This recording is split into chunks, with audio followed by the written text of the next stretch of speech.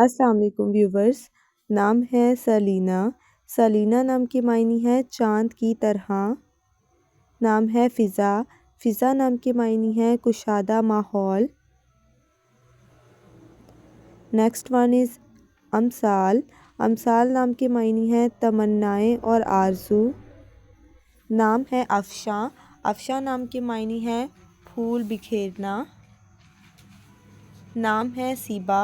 सीबा नाम की मायनी है पनाह देने वाली। नाम है अक्सा। अक्सा नाम की मायनी है मस्जिद का किनारा।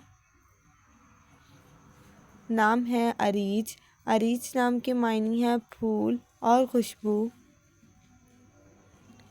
नाम है सरवा।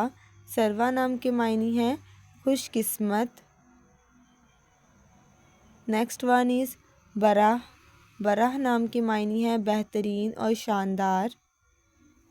Next is मिंसा। मिंसा नाम की मायनी है सुकून पसंद। नेक्स्ट वन इज़ फरियाल। फरियाल नाम का मायनी है शेर का आयाल यानी ख़ानदान। नाम है उमायमा। उमायमा नाम की मायनी है हिदायत देने वाली। नाम है अंबर। अंबर नाम की मायनी है खुशबू और महक। नाम है समावा।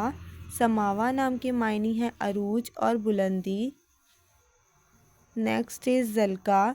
ज़लका नाम की मायनी है चिकनी चट्टान जैसी।